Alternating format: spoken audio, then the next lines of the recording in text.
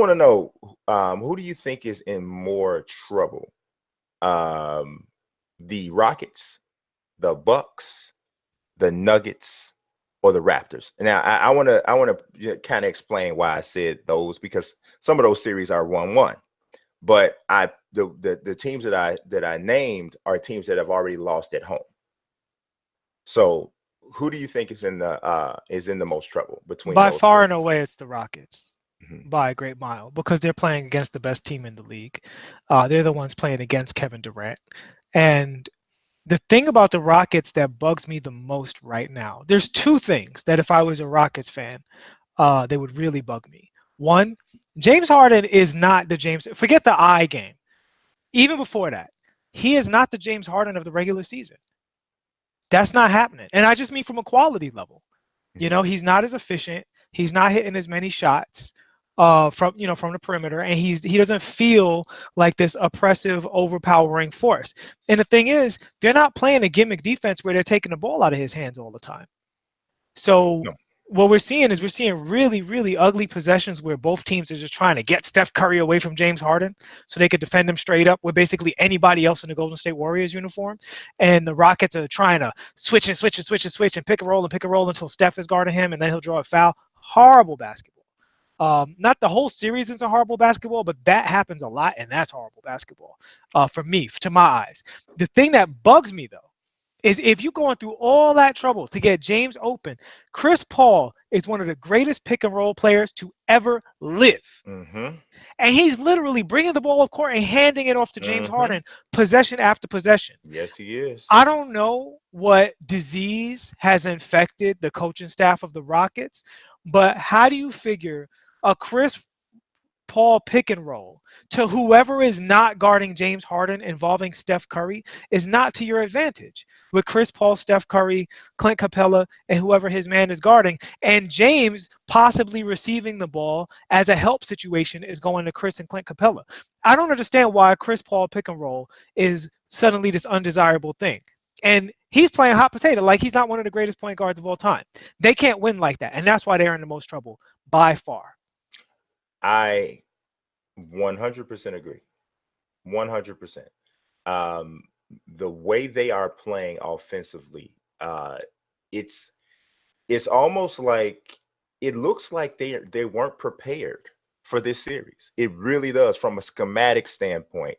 It almost looks like they are the favorites, and they're getting surprised by an upstart team that came in really ready to play the best team in the league. That's what it looks like from an effort, from an execution standpoint. I'm looking at the same thing you're looking at with Chris Paul. Why is I'd have to pull it up, but I would love to see what Chris Paul's usage rate is so far through 2 games in this series. I mean, he is not at all being treated like a future Hall of Famer who can still play. And he's just not getting the touches. They're not using Chris Paul. They could have got anybody just about in the NBA to play the role that they have Chris Paul playing. And one of the benefits that they've had with Paul and Harden, and we've talked about this before, is that they have 2 elite level point guards on their team. They have 2 tempo controlling point guards on their team. And against Golden State, controlling tempo is very important. It's not as important as it was before Durant, because Durant is a execution master through half court, through in transition, whatever. So he kind of equalizes that a bit, but it's still important to control tempo with them. And you have 2 point guards who should be able to do that, but they're playing like they have 1 point guard and one decent guy who's literally, I mean, on what planet is it the right scheme to send Chris Paul into the corner? I And don't just understand stand it. there? And this has been one of my problems with Chris Paul throughout all of his career in the playoffs, and why I've never placed him in my top point guards. I loved him in New Orleans, like really, really did. Once he got to the Clippers, he seemed to be less offensively aggressive. And I really felt like Chris Paul in the fourth quarter should be much more like Tony Parker.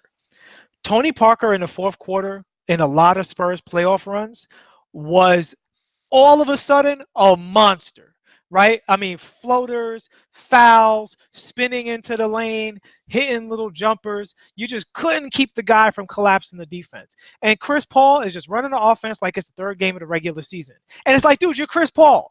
You can do everything Tony Parker does, right? Except you have more shooting range and you're stronger than he is.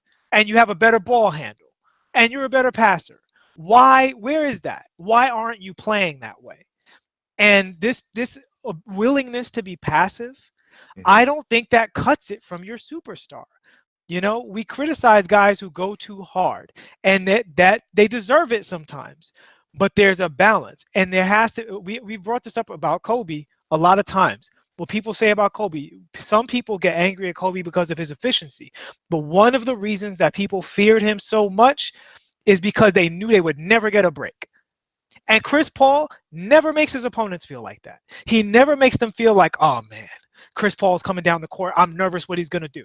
Oh, he's just going to pass it to James and hang out in the corner like a good little soldier. That's not going to cut it against the Golden State Warriors. You have to play risky, right? When I tweeted about the Bucks-Boston series, I said the Bucks have to figure it out because Boston is playing a very risky defense. Boston knows they can't stop everything. So what do? They send 4 guys at Giannis, and when he picks up his dribble, they scramble to recover. You know what I'm saying?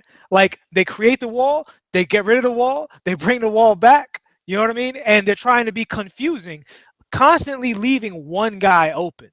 So I'm kind of like, I think Budenholzer is going to figure that out, but I respect it because sometimes you can't be efficient in the playoffs. That's the whole thing. You can't always be efficient in the playoffs, and you have to sometimes be risky. It doesn't mean settling for jumpers. You know, it doesn't mean only playing for fouls. Sometimes you have to be risky, and I don't think Houston has the appropriate level of risk in their offense right now. They're playing it safe. They're playing by the numbers, and they're just playing for threes and free throws, and that's not good enough. You have to take something away from Golden State and be risky against them, force Draymond to shoot, and on offense, you have to say, Chris, go out and get 30 and see what they do. And they ain't doing that. I agree with your assessment of what he's doing right now, but I don't think that that's an accurate assessment of what he's done since he was with the Clippers.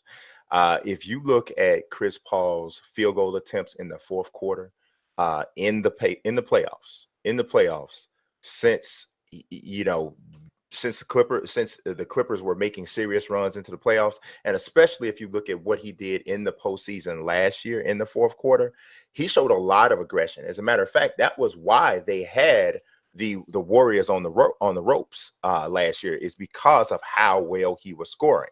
So I agree that that's the problem now. I don't think that that's been his problem all along. I think that he's fallen into something this year with how great Harden has been this entire season, and the fact that he's missed a lot of games and that he's not getting into the flow. I don't know that I 100% blame him for that so much as I blame coaching, because from a coaching standpoint, you have to say, hey, man, we're not getting everybody involved. We got Chris freaking Paul over here. We need to get him involved. Let's get him off. Let's get him going, especially with James shooting such a low percentage, and especially with us losing the games. And I believe in game 2, I don't think they ever led, right? They never led. So here you are facing going down 0-2, and you still haven't made any schematic changes or any changes from an approach. Last year in the postseason, Chris Paul shot 6 field goals six field goals for every on an average in the fourth quarter in the postseason. That's plenty for a point guard that's looking for his offense. Well, I thought last year he was in a better situation with it. But I thought a lot of series that he lost before, especially when he was with Blake Griffin, but that wasn't the only time. But I thought a lot of series before, there were times where he was very passive. He had some very, very low scoring, low aggression games that people were like, well, he's a floor general. And I'm like, no. Like you look at his efficiency, it'll be like he shot 50% from 3 or 55% from the field, but he had 18 points. It's like, well, you needed to get 27. Who else is shooting? It's you, Blake, and Jamal Crawford. Like, what are you doing? Get I out there, kind of, put some buckets on these people's faces, man. I kind of, I mean, I can't really argue with that too much. I mean, that's one of those things that it just depends on how you look at it, right? Some people, he's a great player. He's a Hall of Fame player. So because you're a Hall of Fame player, you are expected to step outside of your archetype, essentially. You're expected to do that. So it doesn't matter if throughout most of the time you're a pass first point guard and all that.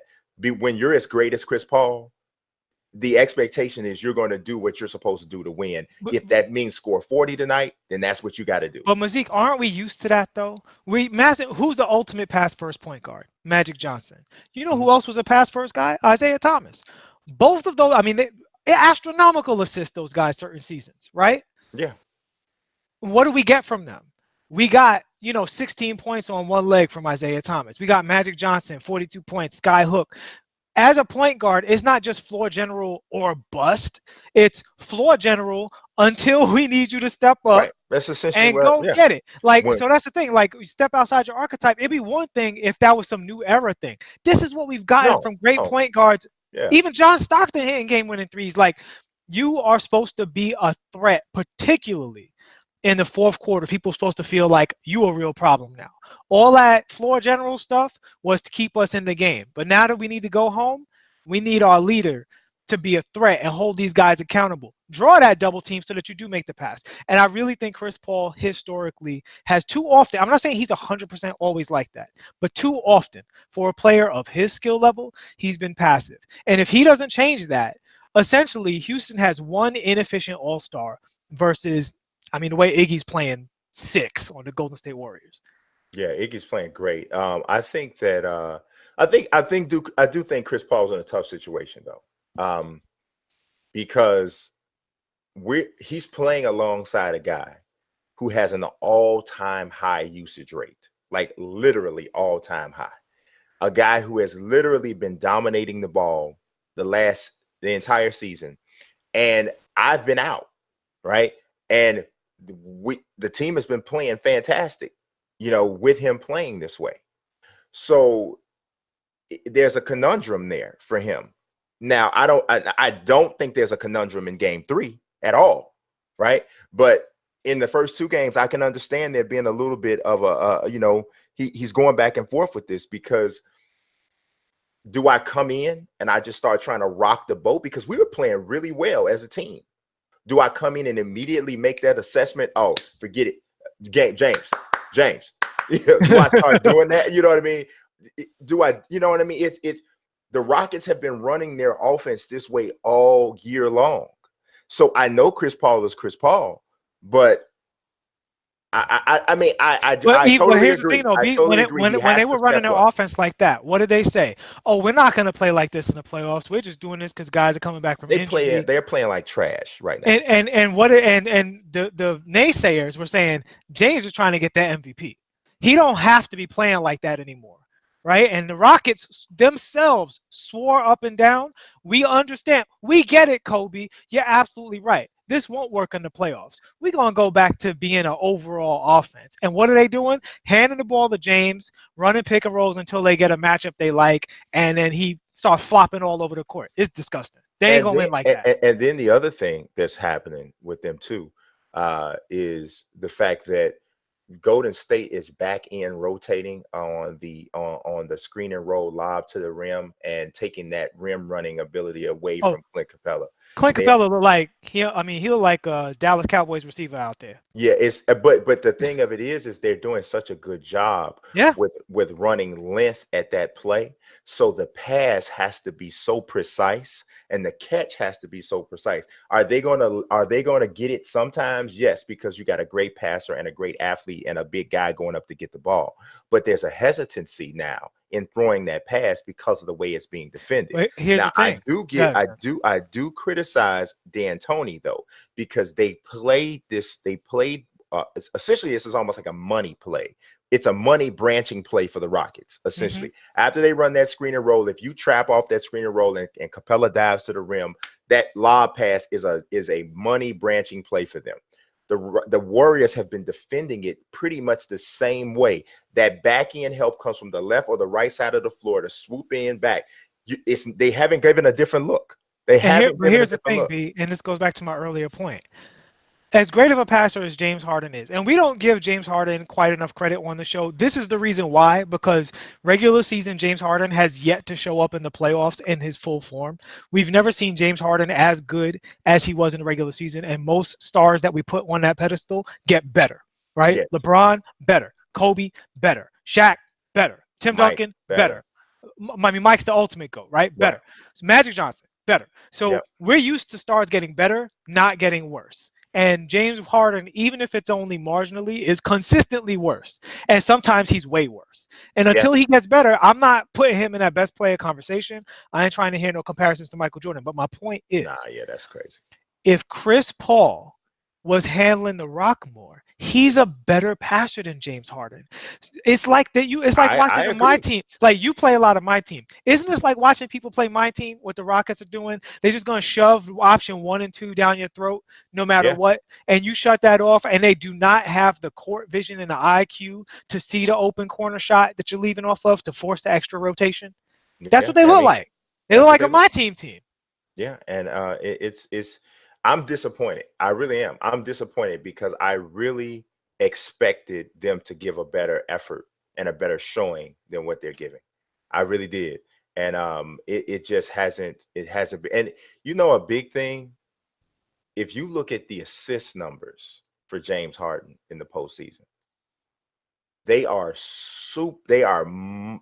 drastically down, right, from the regular season the last 3 years. So you know what that tells me, and it's kind of speaking to what you just said.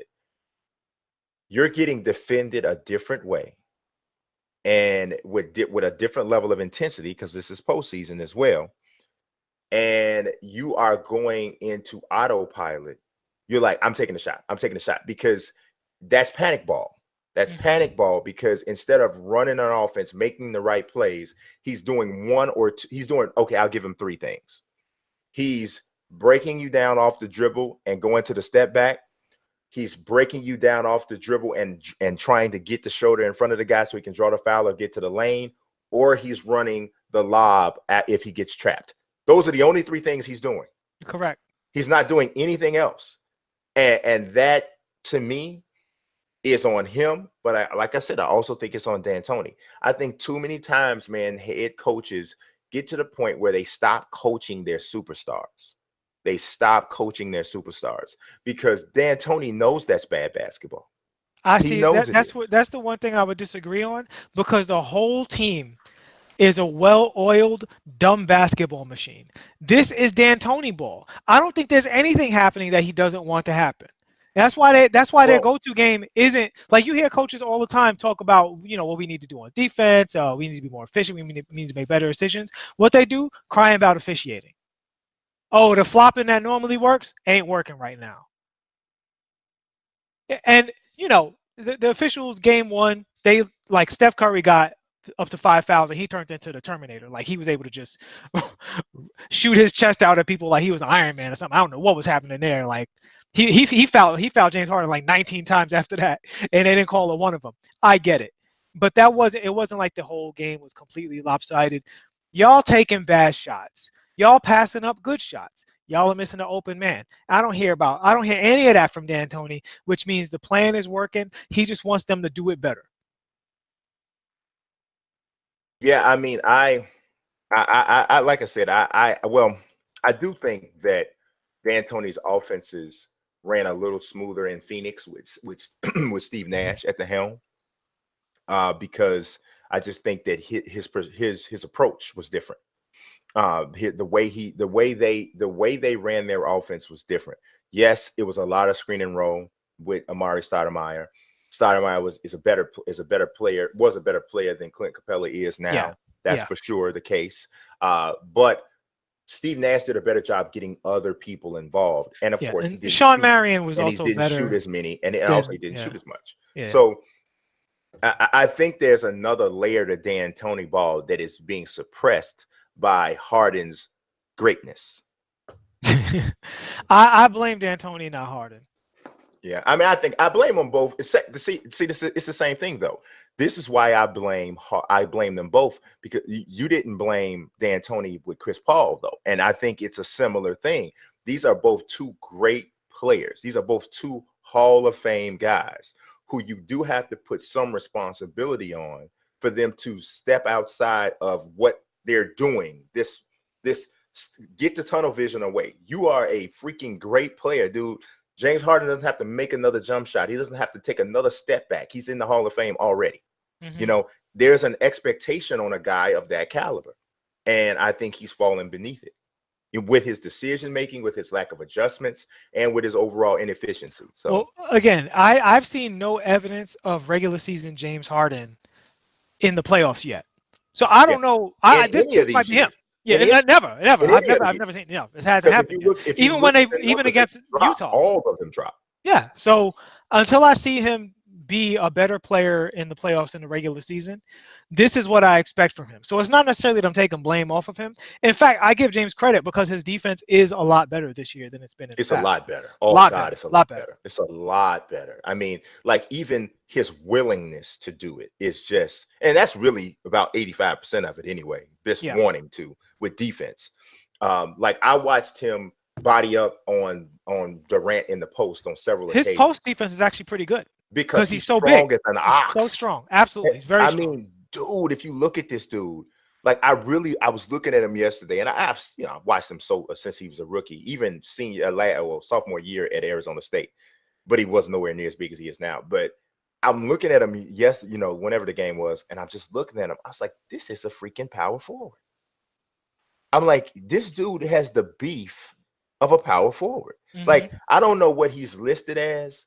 But if he's a pound under 240, he's shocked. 240 easy. He's 240 if he's a easy. pound because he's 6'5", yes. and Kobe was 235 at his biggest. Really? I didn't think Kobe was ever that big. I thought he was more like 215, 220. No, he got up to 235 one year. I think it might have been the year he came back from knee surgery. I'm not sure. It might have been one of his early 24 years. He was jacked. He came back like monster size. But even then, he wasn't as big as James was. Nowhere near. He wasn't as big as James was. And James is only an inch shorter than Kobe. Yeah. So, I mean, he's a massive dude, man. Big guy. It's so funny because I was looking at like I've met K-Spade several times. Times I've met K-Spade. And K-Spade's a tall guy, right? Very thin, but he's tall. So if you look at a video, like K-Spade has a video on his channel with James Harden. Yeah. James Harden makes K-Spade look like a little guy. Yeah. Just like a little bitty guy. So he's a big dude, which is not doing him any favors in this conversation. So